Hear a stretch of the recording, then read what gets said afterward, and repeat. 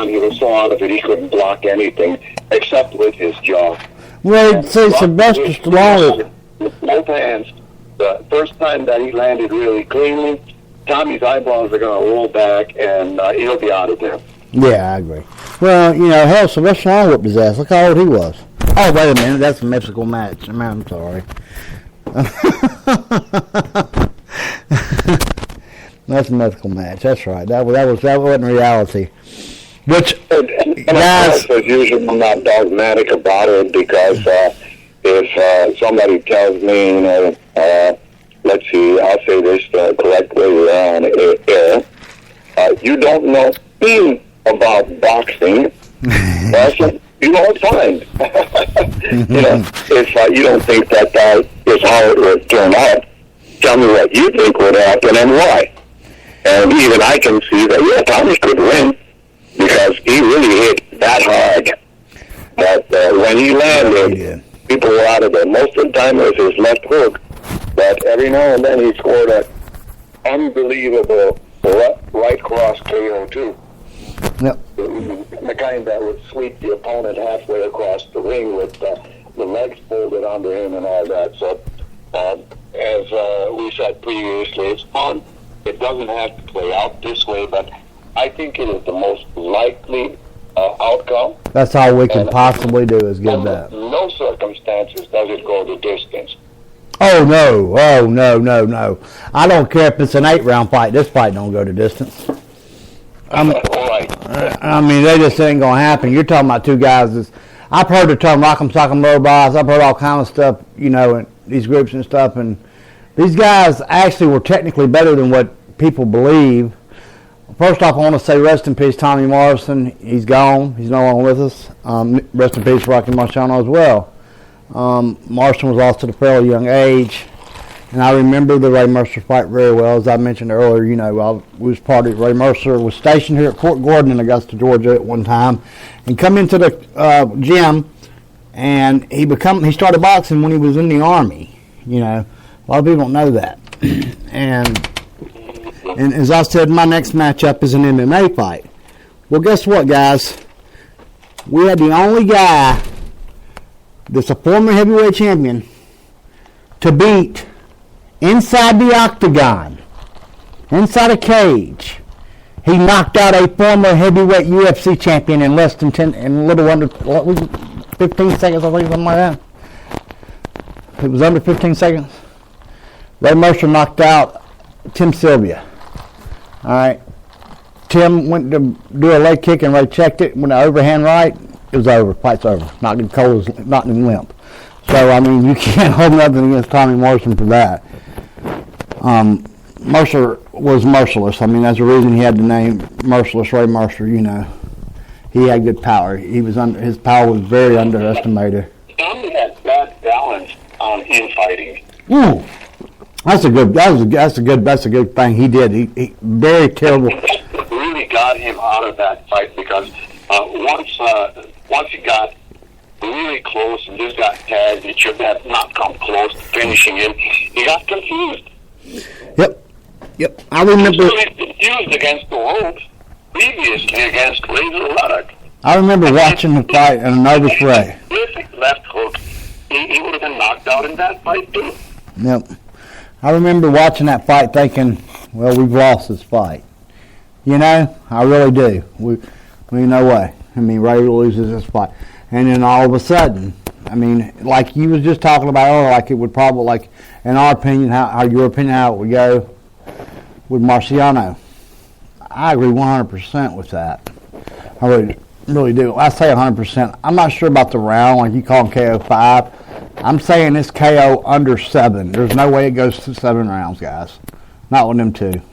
Problem with that, Prophet? Huh? I have no problem with that rejection. I mean, I just see no way in hell that fight goes 7 rounds. Not Tommy Morrison and Rocky Marciano. And you can say what you want about Marciano. Fought guys way past their prime, whatever. Archie Moore, if you go to BoxRec, he's listed as the greatest pound-for-pound fighter of all time, which I don't know how in the hell they figured this statistical mathematical equation, but It's the dumbest damn thing I ever seen. Nothing against Archie Moore. He was a great fighter, great light heavyweight champion, premier light heavyweight champion, more knockouts than anybody in the history of the sport. Okay, but to call him the greatest pound-for-pound boxer of all time and put him ahead of guys like Ray Robinson and Armstrong and guys like that is just lunacy to me. I agree with you there. Archie got starched too many times during his time, notably by Ezra Charles and others. Yep. Ezra Charles was a hell of a fighter, man. I'll tell you one of the best fights I've ever seen, and I wish I could have saw it in person, but I'm not old enough to professor as I'm not. And was Charlie Barry and Ezra Charles.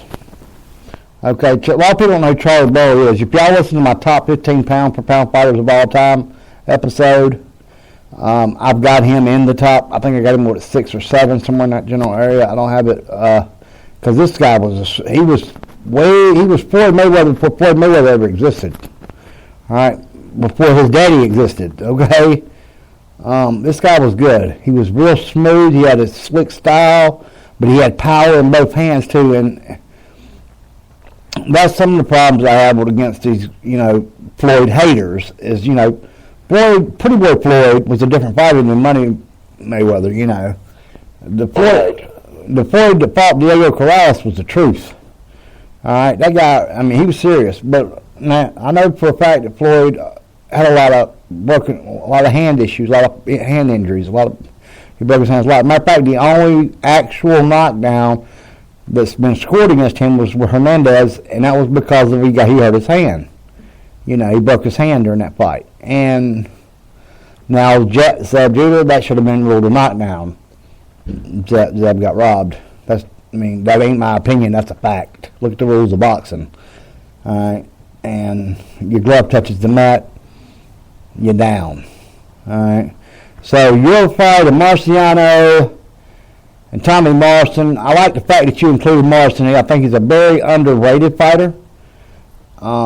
But he fought during a big, which is, people say the 70s was the golden era of the heavyweights, guys. Man, the 80s, the 90s was pretty damn good, too. It really was. Mike Tyson might have been like the 4th best boxer in the 90s. 4th or 5th best heavyweight in the 90s. Okay? Evander Holyfield was the real deal. He was a warrior in that ring. Riddick Bowe was... Because Mike Tyson is the key. Well, the extreme Tyson fans will say, he was so great, and before he was 26, he was suddenly over his prime. Yeah. And the other explanation may be that there are some, indeed, very, very great fighters, and against those, everybody can't win. Exactly. The 90s era of the heavyweights was pretty good. To me, it was a great era of heavyweights. That's why I say Tommy Morrison is so underrated. Because you don't even get people mention his name very often. I hear his name mentioned more often with the HIV virus because, which most people, anybody knowledgeable knows that's what happened. And than I do with boxing anymore, or more mentioned with Rocky V. I really think Tommy Morrison could have used Emmanuel Stewart as a trainer. Oh my gosh! Could have done then. Could you imagine if he'd have shortened that stance? One of the handful of hardest punchers ever. There cannot be 4 people who hit harder than he did. Pound for pound, I would definitely put him in the top 6 or 7 all time. I'm talking about pound for pound. I'm talking about from little up. Definitely, yeah. You're right. You're absolutely right. Yeah, and if you don't agree and you put him 7th instead of no lower than 5th, he's still one of these head-snapping punchers. Mm-hmm. Just like we're looking at thousands and thousands of terrific fighters competing for this, and you're still looking at a very short list of people who scored highlight KOs repeatedly. Yep. Like Team Fight serves Barry Allen, Darnell Boone. yeah, every one of his KOs was like that. Or like Julian Jackson, the Hawk. Oh my goodness! Pound for pound, to me, the hardest puncher of all time. You have to look around wanted to see, did that head roll off out of the ring or what? Man, I'm serious. Now that we've got on that pound-for-pound hardest puncher of all time, that to me, he is the pound-for-pound hardest puncher to ever step in the ring. To me. And you said it for me. You really did. Jerry Norris is gone. Yeah. Oh, my goodness. Yeah, he was brutal. Julian was brutal. He really was, and he don't know. He's a minister now. What's that? He's a religious minister now. Yeah. Jacob Bryan, boxer. Okay. If you're friends with him, I'll play with Jacob. But Jacob is friends with him. Yeah. First career, knocking people's heads off, and now he's taking them to the Lord. And well, I guess he's taking the path of George Foreman. Exactly. Houston's very own. Interview. Foreman is just so cool. Foreman's a hell of a guy, man. He's the nicest guy in the world. Funniest guys, one of the funniest personalities in sports ever. Mm-hmm. And he does it with this disarming, self-deprecating humor. He does, and he don't even. He said, "Well, I wanted to be champion, but I prayed that Joe Frazier died first." I prayed that Joe Frazier died first. Oh, goodness. Muhammad Ali is taunting him in Zaire. He says, "Smithy, is that all you got?" And George Foreman said, "I was thinking, yeah, that's about it." That's about it. Man, what Ali did right there was a master class in boxing. That was Angelo Dundee. About master class, that really was.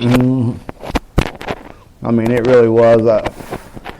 Ali's footwork is the best I've ever seen as far as a heavyweight goes. And that is why I do. That point, but you know what else people don't realize about him is how physically strong he was. Oh, no He was doubt. able to wrestle people and keep them under control when he didn't feel like punching. Exactly. Especially to only be 212 pounds, 215, something like that most of the time, you know. And we were It didn't matter if they were 230 or anything, he still out-wrestled them. Yeah, well, Foreman was quite bigger than him, you know. And what was the weight difference? About 28, 29 pounds, something like 30 pounds.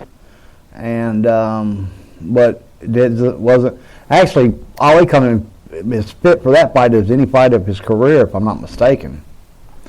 Now, I don't know his exact weight. I'm guessing he came in at 217 and Foreman at maybe 220, 225. That's my guess. I don't remember it. I watched this fight not too long ago again, and it seems like I think Ali coming at 212, if I'm not mistaken. Now, well, missed it by 3 pounds. I mean, don't quote me on that exactly, World. But it seems like that's what I remember off the top of my head. And everything I pretty much do on here is off the top of my head. Now, Joey DeGale, just like James DeGale, the super middleweight champion of the world, is spelled the same way. And I don't know if it's pronounced the same way, but I say it the same way because that's how it's spelled. And our producer is,